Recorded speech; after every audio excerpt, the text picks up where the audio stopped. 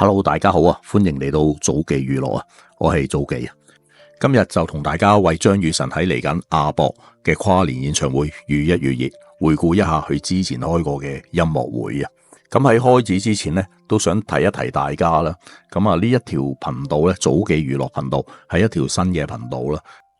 咁事緣就係咧，早記就想將一啲娛樂嘅新聞啊，或者係一啲輕鬆啲嘅影片咧，就同早記攻略嗰邊分開，等大家嗰個體驗會好啲咯。咁啊，同埋易於管理啊，咁所以就開咗呢一條嘅新頻道。咁所以咧，就希望大家望一望，大家有冇訂閱咗呢一條頻道先？如果未訂閱咧，咁啊，希望大家可以訂閱翻啦。咁之後咧，早記攻略同埋早記娛樂呢兩條頻道，任何一條頻道出片咧，大家都可以知道啦。好啦，咁事不宜遲啦，我哋講翻今日我哋要講嘅內容，回顧張雨晨嘅音樂會之旅，馬上開始。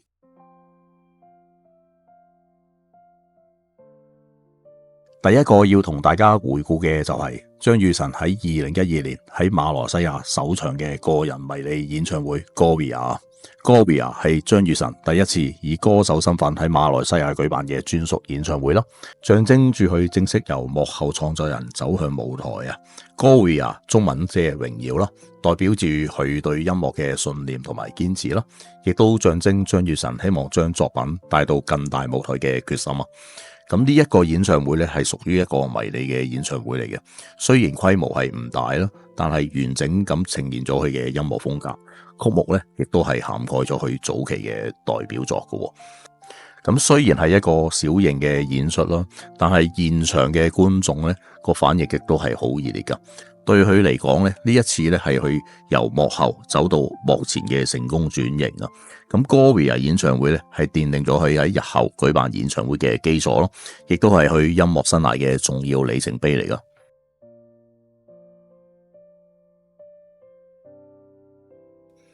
第二個要同大家回顧嘅咧，就係張雨晨喺2014年嘅《愛的呼喚》演唱會啦。咁呢一個《愛的呼喚》演唱會咧，分別係喺台灣同埋馬來西亞都有舉行嘅。咁我哋先睇咗台灣呢一個先，《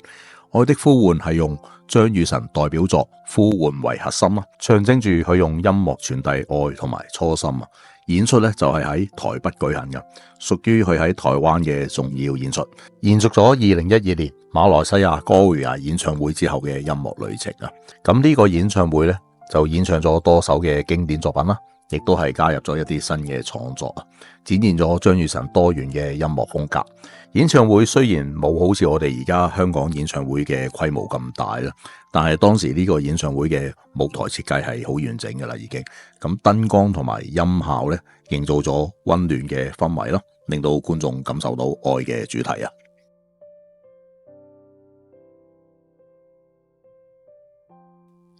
如之前所講啦，愛的呼喚演唱會除咗喺台灣舉行之外咧，亦都有喺馬來西亞舉行。咁呢一個演出咧，就喺馬來西亞吉隆坡入邊去舉行啦，係張雨晨繼2012年 Gloria 之後再次翻到家鄉舉行嘅個人演唱會啊。咁呢一個愛的呼喚演唱會咧，係張雨晨喺台灣同埋馬來西亞嘅代表性演出之一啦，鞏固咗佢喺華語樂壇嘅定位咯，亦都為後嚟2018年10年不變演唱會鋪路噶。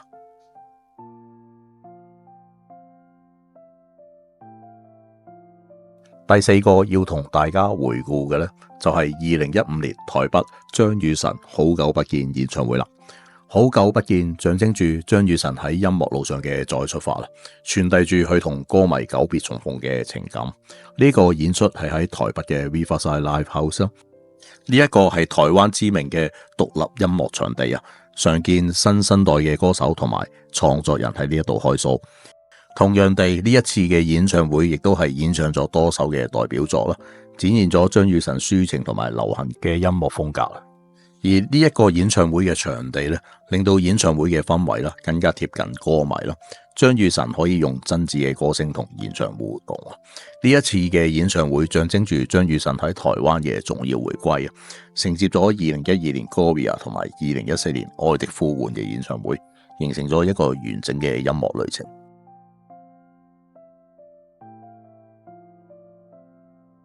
第五個要同大家介紹嘅呢，就係2017年台灣張雨晨10年不變演唱會啦。10年不變象徵住張雨晨喺音樂路上嘅堅持同埋初心，回顧咗佢喺10年嘅創作旅程，向歌迷傳遞不變嘅承諾。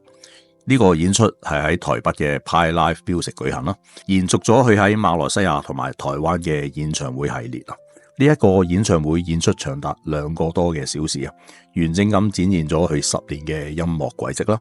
喺呢一個演唱會入邊，張雨晨邀請咗 Dr. C 樂團啦、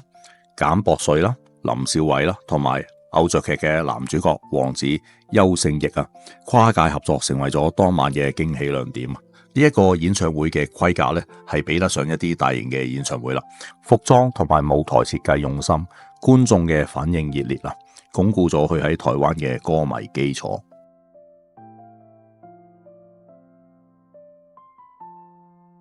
第6個要同大家介紹嘅咧，都係喺台北嘅，就係2019年張雨晨嘅 My Story 台北演唱會啦。My Story 代表住張雨晨用音樂講述自己嘅心路歷程啦，將多年嚟嘅創作同埋人生故事濃縮成為一個演出。演出係喺2019年舉行啦，吸引咗台灣嘅歌迷同埋支持者。演唱會上面佢演唱咗多首嘅代表作，包括係呼喚啦、打劫的毛衣啦、Forever 啦同埋 Beef。呢次演唱會承接住2012年 Gloria、2014年愛的呼喚、2015年好久不見同埋2017年嘅10年不變演唱會啊，係佢音樂旅程入邊嘅重要里程碑。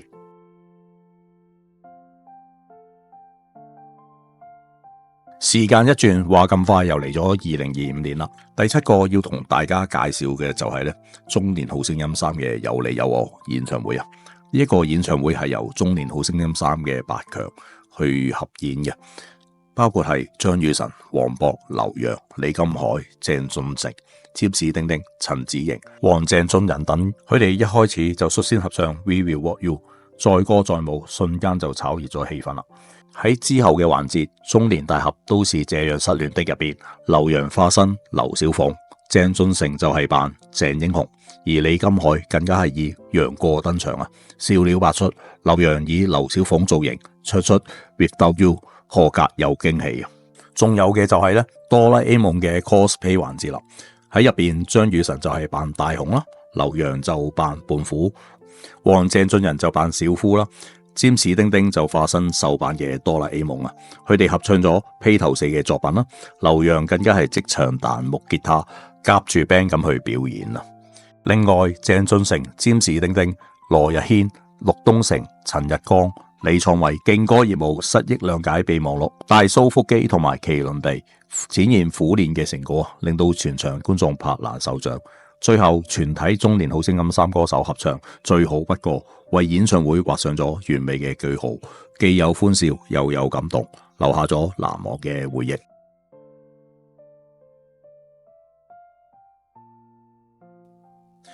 第8個要介紹嘅呢，就係當然唔少得嘅817中3夏日感謝祭張雨晨嘅演唱會啦。喺呢一次張雨晨嘅演唱會入邊，可以講係星光熠熠啊！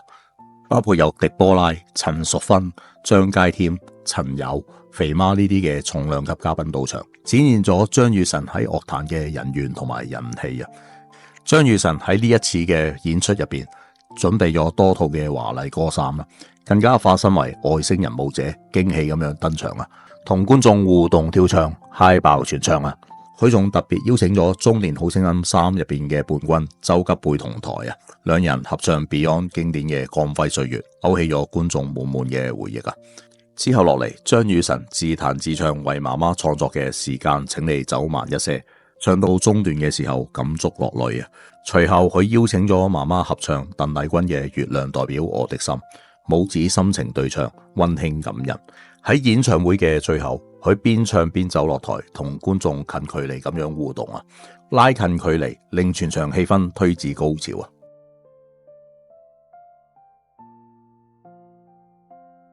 嚟到最後一 part， 當然就係要預祝張雨晨喺年尾亞博嘅魯花花波演唱會演出成功啦。咁我哋都睇一睇呢一個演唱會嘅簡介先。咁呢一個演唱會呢，就係定於除夕嘅喺亞洲國際博覽館舉行啦。同歌迷一齊倒數跨年啦，氣氛必定熱烈。咁喺當日嘅記者會上面呢，張雨晨就率先演唱咗自家嘅歌曲《黑白》啦，並翻唱咗鄭秀文嘅《不拖不欠》啊，展現咗佢多元嘅音樂風格。佢透露呢，演唱會將會有一半以上嘅時間係快歌，並特別要求排舞師設計更高難度嘅舞步啊，挑戰自我。張雨晨呢就會準備嘉賓名單交俾公司安排啦。夢想可以邀請到偶像鄭秀文同台，成為演唱會最大嘅驚喜啊！咁喺呢一個記者會上面呢，亦都係舉行咗簽名會啦，吸引咗大批嘅粉絲支持。佢坦言啦，對於演唱會呢，既感恩又期待啊，承諾將會帶嚟更多嘅驚喜嚟回饋歌迷啊！好啦，咁今集關於張雨晨嘅演唱會節目呢，又差唔多到咗尾聲啦。咁唔知大家有冇啲咩感想或者係想講嘅說話呢？歡迎喺留言區留言啊！早記會同大家繼續討論。而最後不厭其煩地想提提大家，因為呢一個係一個新嘅頻道啦，都仲係好少嘅訂閱者啫。希望大家可以睇睇究竟訂閱咗呢一個頻道未啦？如果未訂閱嘅話，都請訂閱翻啦。喺離開之前，請記得 Like、Share 同埋 Comment， 亦都請按上小鈴鐺以接收早記最新嘅影片。下一集見啦，拜拜。